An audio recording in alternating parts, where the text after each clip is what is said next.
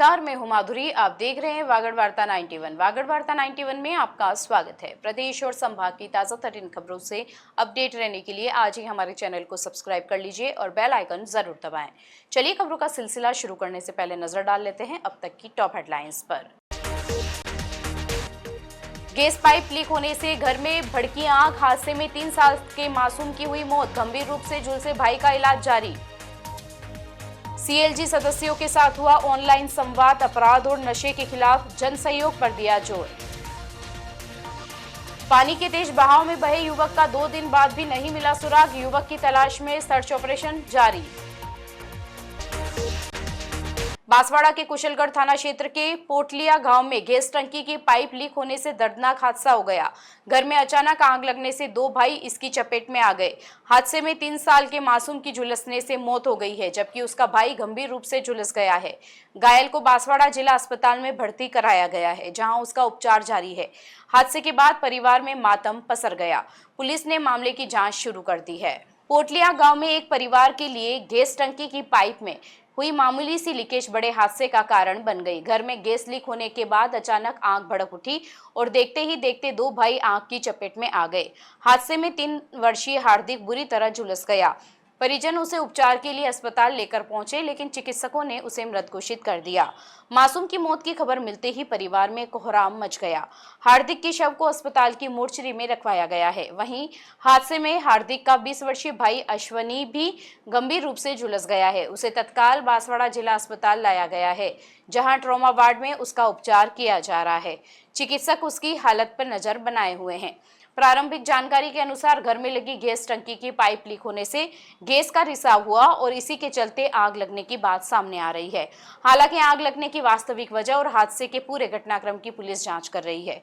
सूचना मिलने के बाद कुशलगढ़ थाना पुलिस मौके पर पहुंची और परिजनों से जानकारी जुटाई। पुलिस ने हादसे के कारणों की पड़ताल शुरू कर दी है। फिलहाल एक मासूम की मौत और दूसरे भाई के गंभीर रूप से झुलसने से परिवार पर दुखों का पहाड़ टूट पड़ा है। क्या नाम है दोनों का? इसका अश्विन नाम है, इसका आसिफ। इनको रसोई में अचानक गैस ब्लास्ट होने के बाद में आग लग गई घर के अंदर? हाँ, घर के अंदर ये अचानक लग गई, पता नहीं चला। बांसवाड़ा में राज्य सरकार और पुलिस मुख्यालय के निर्देश पर नवनियुक्त सीएलजी सदस्यों के साथ राज्य स्तरीय ऑनलाइन संवाद और ओरिएंटेशन सत्र आयोजित हुआ। मुख्यमंत्री और पुलिस महानिदेशक राजस्थान की अध्यक्षता में हुए कार्यक्रम में अपराध नियंत्रण, नशा मुक्ति, कानून व्यवस्था और सामाजिक सौहार्द जैसे मुद्दों पर चर्चा की गई। पुलिस अधिकारियों ने सदस्यों को उनकी भूमिका और जिम्मेदारी की जानकारी दी और संदिग्ध गतिविधियों की सूचना तत्काल पुलिस तक पहुंचाने की अपील की। पुलिस और आमजन के बीच बेहतर समन्वय और विश्वास कायम करने की दिशा में बांसवाड़ा में सीएलजी सदस्यों के साथ ऑनलाइन संवाद कार्यक्रम आयोजित किया गया। राज्य सरकार और पुलिस मुख्यालय के निर्देश पर हुए इस वर्चुअल सत्र में जिले भर से 125 से अधिक सीएलजी सदस्य जुड़े। कार्यक्रम में मुख्यमंत्री भजनलाल शर्मा, मंत्री जोगाराम पटेल, जवाहर सिंह बेडम और पुलिस महानिदेशक राजस्थान की अध्यक्षता में अपराध नियंत्रण, नशे के अवैध कारोबार पर रोकथाम, शांति व्यवस्था और सामाजिक सौहार्द को लेकर चर्चा हुई। सदस्यों को बताया गया कि अपराधों की रोकथाम में पुलिस के साथ समाज की सक्रिय भागीदारी भी जरूरी है। पुलिस अधीक्षक सुधीर जोशी ने बताया कि बैठक का प्रमुख उद्देश्य पुलिस और आमजन के बीच संवाद को मजबूत करना और आपसी विश्वास बढ़ाना रहा। पुलिस अधिकारियों ने नवनियुक्त सीएलजी सदस्यों को उनके अधिकारों, कर्तव्यों और सामाजिक दायित्वों की जानकारी दी। साथ ही नशे के अवैध कारोबार और अन्य आपराधिक गतिविधियों पर प्रभावी अंकुश लगाने के लिए जनसहयोग को अहम बताया गया। पुलिस ने सदस्यों से अपील की है कि क्षेत्र में किसी तरह की संदिग्ध गतिविधि या अपराध की जानकारी सामने आने पर बिना देरी पुलिस को सूचना दी जाए। आगामी त्योहारों को देखते हुए शांति और कानून व्यवस्था बनाए रखने पर भी विशेष जोर दिया गया। सीएलजी सदस्यों ने पुलिस प्रशासन को सहयोग का भरोसा दिलाया और बैठक में एएसपी नरपत सिंह, व्रताधिकारी, थानाधिकारी और जिले के 125 से अधिक सीएलजी सदस्य मौजूद रहे। प्रतापगढ़ के छोटी सादड़ी क्षेत्र के अंबावली में तेज बहाव ने एक व्यक्ति को अपनी चपेट में ले लिया। सियाखेड़ी निवासी चंडी माता पुलिया पर पानी के तेज बहाव में बह गए। प्रत्यक्षदर्शियों ने उन्हें रोकने की कोशिश की, लेकिन वे आगे बढ़ गए। सूचना पर धोलापानी थाना पुलिस और रेस्क्यू टीमें मौके पर पहुंची। 2 घंटे से अधिक तलाश के बाद भी कोई सुराग नहीं मिला। अंधेरा होने पर अभियान रोक दिया गया और गुरुवार सुबह 7 बजे से फिर तलाश शुरू की गई, लेकिन 2 दिन बाद भी युवक का सुराग नहीं मिल सका। प्रतापगढ़ जिले में लगातार बारिश के बीच पानी के तेज बहाव ने एक परिवार की चिंता बढ़ा दी है। छोटी सादड़ी के अंबावली में बुधवार को एक युवक पुलिया के पास अचानक तेज बहाव में बह गया। प्रत्यक्षदर्शियों के मुताबिक रामलाल मीणा पानी के तेज बहाव के बीच आगे बढ़ रहे थे। आसपास मौजूद लोगों ने उन्हें रोकने का प्रयास भी किया, लेकिन वे नहीं रुके। कुछ ही देर बाद पानी का बहाव उन्हें अपने साथ बहा कर ले गया। घटना की जानकारी मिलते ही धोलापानी थाना पुलिस मौके पर पहुंची और तलाश अभियान शुरू किया। प्रतापगढ़ और दरियावत से भी रेस्क्यू टीमें घटनास्थल पर पहुंची। पानी के बहाव वाले इलाके में जेसीबी की मदद से भी रामलाल मीणा को तलाशने का प्रयास किया गया।